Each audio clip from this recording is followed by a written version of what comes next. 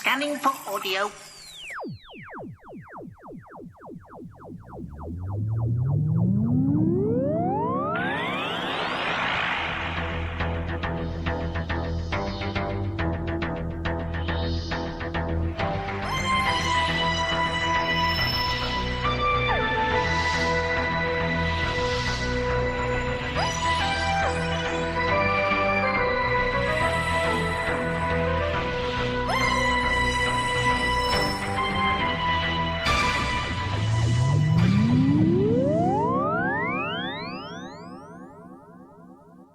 Would you like some bonbons? Welcome to a Tin Dog podcast, this time talking about Doctor Who Main Range number 201.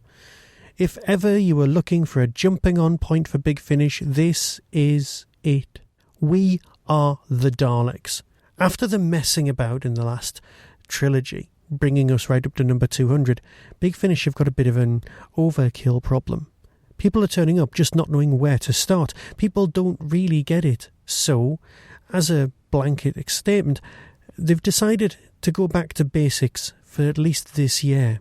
This year is definitely a jumping on point. And here, with We Are the Daleks, is a simply superb place to begin. Now, this story has got several things going for it, and also several things going against it, but it's set firmly in 1987. Now, around this time in Sylvester McCoy's era on TV, we had the 25th anniversary of the show. We've just had the 50th anniversary. You and me, if we experienced it, now feel terribly old. We're the same distance from Remembrance of the Daleks as we were when we watched Remembrance of the Daleks from An Unearthly Child. That is a sobering thought. Where has the time gone? What did we do with our lives? Oh, I know, we watched a lot of Doctor Who. Fair enough. So in a sense, this is nostalgia in the way that they travel back to 1963 for Remembrance of the Daleks, way back in the late 80s. Do you remember the 80s in England? I do. They weren't much fun. The Tories were in charge, similar to now. Thatcherism, the shadow of Thatcherism, was still with us, and still will be with us for a long, long time. And yes, my politics are, well, you can probably guess the rest. But here, things are thrown into sharp relief. You see, Doctor Who is very, very good at satire, at taking a current popular thought and moulding it into a sci-fi type thing and giving it back to us. Carnival of Monsters and The Sunmakers are the most popular, but there are countless other examples. Subtle things like painting a TARDIS pink and an entire attack on the Thatcherite regime are all well catalogued. But here we have We Are the Daleks, and here we have something cleverer. Because one of the things that we always forget as viewers is that the Daleks are symbolic of, well, fascists. We get that. We know it on a conscious level. But fascists are something seen as different, far away from us. Yes, I went to Germany once, and we walked round a city, and we were shown the history of the place by a local. And then the local reached the point where he was talking about the 40s, and then he said, and then the Nazis arrived. And I was thrown by this. I was thinking, what do you mean they arrived? They were a different people, and they arrived? No, they were you. That's the point of them. They weren't all you, and everyone's going to go, no, that wasn't quite us. But they weren't the man telling me the story. They were his parents or his grandparents. People often joined the party in order just to keep your head down and become just safe. But We Are the Daleks is set firmly in England, and it's set in a Thatcherite type world. Yes, people don't want to be part of the common market. That would be modern satire. And satire of the time. Let's leave Europe. Let's set up on our own. Yes, people hearken back to times of British Empire, but that's not what this is about. It's about how far we are from being fascists ourselves. How far from being the brown shirts, the black shirts, are the people of England.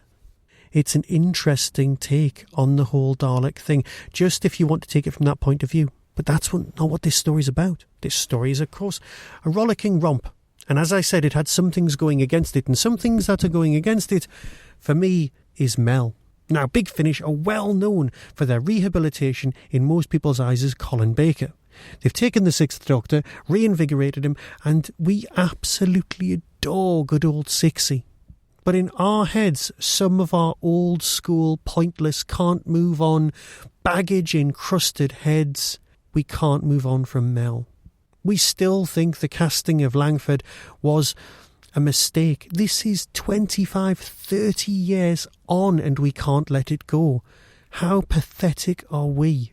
Langford, even in the extras, admits that her approach to playing a character now is 1,000 years removed from how she was then. She is an actress and she must be a good actress because she's never been out of work in the last 40 years. It's a thing of beauty to behold our pointlessness when it comes to Mel. Yes, I know the Verity podcast have been discussing the importance of all of the companions this year and I've been adoring them, but part of me still can't move beyond my dislike for Mel. It's visceral, it's part of me, it's part of my DNA and I am fighting it constantly because every single time she's been in a Big Finish production, I've simply loved the story. Fires of Vulcan, brilliant. Flip-Flop, fantastic. It takes a genuine performer to be able to pull off that particular story. Mel and the Seventh Doctor's time is underrepresented in Big Finish canon. But every time it's turned up, it's been great. She's been away for a very long time. And I know these stories are good. My conscious, thoughtful, critique head thinks they're great. But the 13-year-old me who sits at the back of my head still has a go at me every time that I like these stories. It whispers that I am a traitor to the earlier Doctor Who fan that I once was. And perhaps I am. But perhaps it doesn't really matter. So this is not what it's about. It's not about me having a go at a performance someone made 30 years ago. God, no. It's about me saying that this is a brilliant story. It's not the best story of all time because some reviewers constantly just go straight in and go, yes, everything that I've seen and heard is marvellous. That's not true. You know that's not true. But you also know that everything comes out of Big Finish is pretty damn good. This is a great jumping on point. It's a Dalek story set in the 80s. And the 80s is a different place. It's a different country and it's a different time. It might as well be another world. Compare this with Russell's work by all means. But you've got more Daleks than you can shake a stick at. You've got Thals, you've got a game. And yes, it's got similarities with first-person shooters and World of Warcraft and those other exciting films based on games, but the storyline's been done so many times. And like we've said before, when Doctor Who takes an idea from another bit of sci-fi and makes it his own, it really does make it its own. It takes these other concepts that other people have dealt with and worked with and twists them and turns them into its own little piece of Doctor Who loveliness. So yeah, some of the plot ideas might seem familiar, but so what? The story might feel like it's over by part 3, but trust me, it's so not. And yes, like I said at the opening, this is a brilliant starting point. So ignore the last 200 main range. Start here. Start now. Start with this.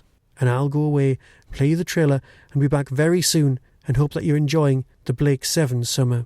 Be seeing you. Coming soon from Big Finish Productions. Doctor Who. We are the Daleks. Threadneedle Street, City of London. And the year? 1987. 1 year in my future. I'd avoid bumping into anyone you know, but apart from that, you should find everything pretty much as you left it. I wouldn't say that.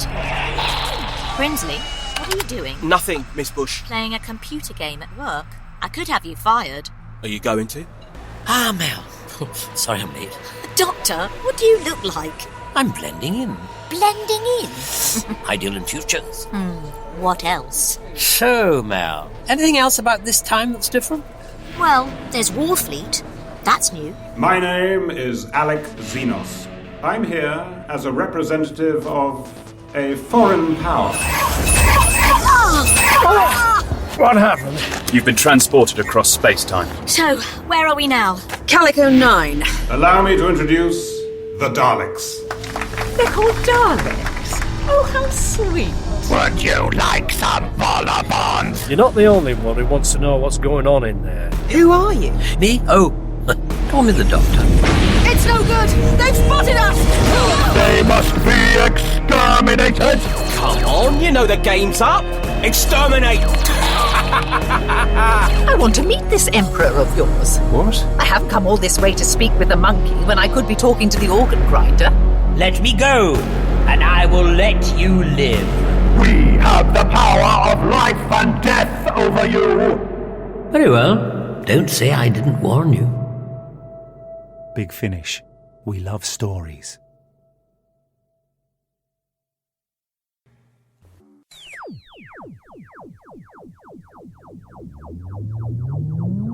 You've been listening to the Tin Dog Podcast, available on RSS, iTunes, Stitcher, Audio Boom and Tumblr. Doctor Who and its associated works are copyright of the BBC. No infringement is intended. You can contact the show, donate, buy merchandise or find out more about my other projects by visiting the Tin Dog Podcast homepage and clicking on the links. The Tin Dog Podcast is a founder member of the Doctor Who Podcast Alliance.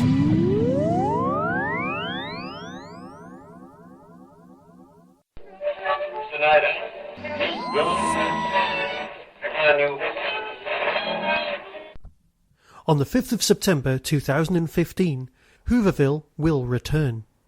The biggest little Doctor Who convention in the whole of the UK is proud to present several fantastic guests.